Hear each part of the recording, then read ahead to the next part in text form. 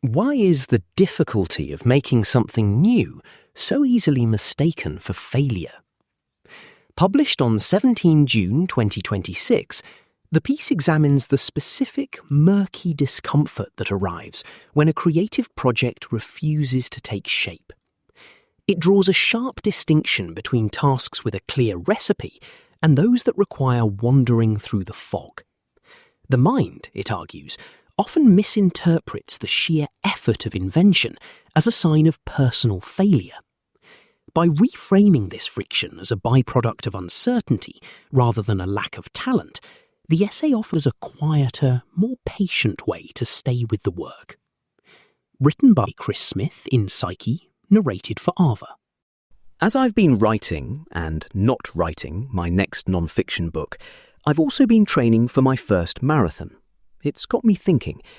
I've run the steep hills and industrial canal towpaths near my Yorkshire home since I first moved here, but last year I decided to get serious. 10Ks first, then half marathons, and now a full one. When you train towards a race, each week gets progressively harder. The distances lengthen and the pace quickens. The runs become more grueling. Injuries occur, and some days your legs can feel like concrete. Marathon training is effortful, and so is writing a book, but it's effortful in a very different way. At the moment, the book feels murky, like being lost in the fog. Some parts I know work, others I know don't. Some parts I have a hunch about, while others I haven't a clue. So I sit with it all, and as I do, doubt creeps in. I question why I'm writing the book in the first place, and whether I'm capable of ever writing it. While training for a long run hurts, I know why it hurts. I also feel it should hurt. Isn't that the whole point? If training was a cinch, then I'd feel I wasn't pushing myself. But the writing doesn't feel like that one bit. Going round in circles on the book, finding it hard, feeling stuck, doesn't seem challenging in a motivating way. It just feels bad, like I'm doing something wrong, or the project itself is a waste of time. If you've ever grappled with a design that won't come together, a technical problem that resists every solution, or a piece of writing or other creative work that feels directionless, you might know this feeling too. Why does difficulty and discomfort often feel like failure when you're engaged in work like this? The answer lies in understanding the kind of work you're actually doing. The Harvard Business School professor, Teresa Amabile, distinguishes between two kinds of tasks, algorithmic and heuristic. Algorithmic tasks follow a logical known sequence. If you do A, B, and C, you can expect D to follow. Imagine baking a cake from a recipe. Assuming you don't drop your eggs, have the right ingredients on hand, and the oven works fine, you follow the steps and produce a cake. The process is predictable and repeatable. Following those same steps will mean you produce the same cake every time. You know where you are at any point in the process too. Following a training plan for a marathon works in much the same way, step by step. Heuristic tasks aren't like that. They have no clear path. This time, let's imagine your task is to create a new kind of cake. Suddenly, there's no recipe to follow. And what does new mean anyway? The only way forward is trial and error, through experimentation. You'll get some things right and some things wrong. You move forward in fits and starts. Some attempts will work, others will end up in the bin. At any point, you don't necessarily know whether you're close to a solution or moving further away from it. You might not even be sure a solution exists at all. This uncertainty is inherent to heuristic work, and it lies at the heart of creativity and innovation. Both types of tasks can be hard, but heuristic tasks in particular, with their lack of clear feedback about progress, tend to create what psychologists call disfluency, a discouraging feeling of cognitive effortfulness or difficulty. Training for a marathon is grueling, but you know why it's grueling. Assembling flat-pack furniture might be frustrating, but if you follow the instructions and don't lose your Allen key, you'll get the job done. Algorithmic tasks aren't easier than heuristic tasks, but they have a clarity. There's a method to them that's clear and repeatable. Whereas when you create something new, shape an argument or develop an original idea, you can work intensively and still feel lost. The goal might be clear, but the route often isn't. Heuristic work often lacks reliable signals about whether you're making progress or just going round in aimless circles. This creates a problem. When effort isn't accompanied by feedback, either bad or good, all you have is a void of uncertainty. You might struggle to interpret what the feeling of difficulty means. That's where the misreading begins. Many of us fill that void by interpreting effortfulness itself as evidence that we're not good enough or are getting nowhere. We don't think that the work is simply uncertain, but rather that we are failing. I know this all too well. When I experience disfluency in my work, it's hard not to assume that it's because my idea is terrible or I'm not up to the job.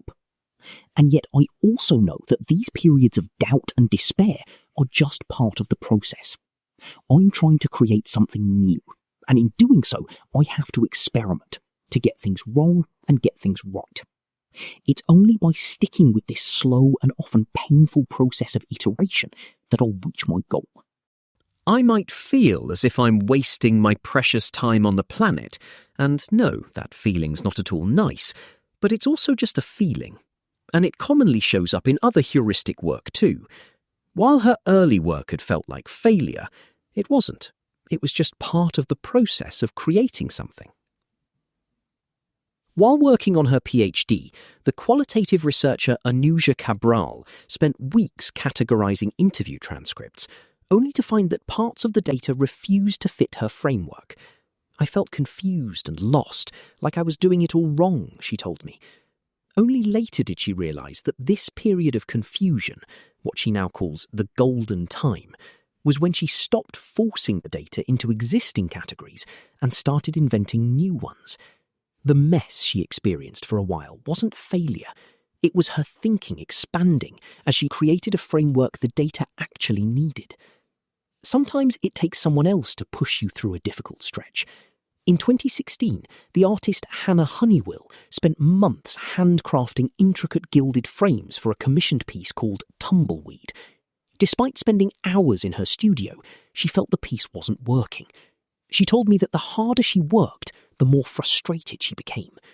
When a critical friend visited and told her bluntly, "You need to start again," Honeywell felt angry and adrift. But in the end, the feedback was the catalyst she needed. She kept going with the project, rebuilding the sculpture using simple extruded plastic frames. While her early work had felt like failure, it wasn't. It was just part of the process of creating something she was happy with.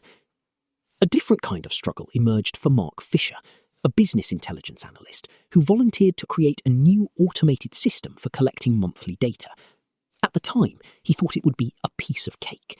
But as the requirements he was given multiplied, the project's complexity spiraled. As the deadline got closer, he felt overwhelmed. At one point, I thought I'd have to give up and let everyone down, he told me. His breakthrough came when he changed his approach and started to break the problem into small, testable chunks and devise his own creative workarounds. This new approach made sense only because of what he'd learned through all that struggle and those moments of despair. The project was completed on time and is now seen as a big success. It was painful, but looking back, he's certain of the benefits. I'm definitely better at my job because I went through that. Across these domains, the pattern repeats. Sustained effort without clear signals of progress creates a void. The mind fills that void by treating discomfort as evidence. If it feels this hard, something must be wrong. Certain cognitive tendencies, such as the insight bias, help explain why this misreading is common.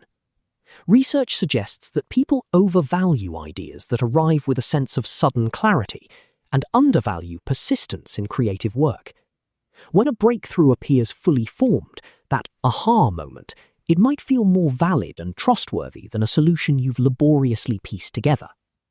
In heuristic, creative work where the path is uncertain and progress is often illegible, this sort of thinking misleads us.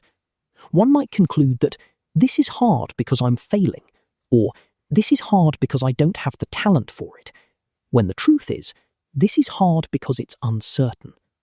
The feeling of difficulty becomes self-confirming. If this were the right path, wouldn't it feel easier? Shouldn't it feel clearer and less confusing? In short, the answer is often no. Being stuck isn't easy, and recognizing disfluency for what it is won't make it disappear. My book isn't finished yet, far from it.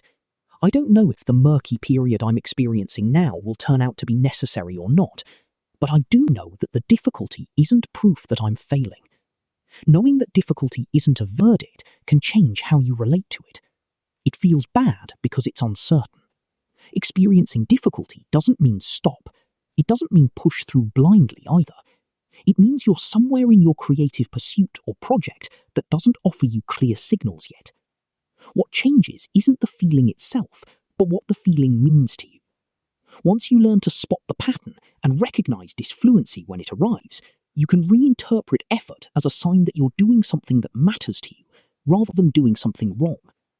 The story you tell yourself about that effort, about what it means, shapes what you do next.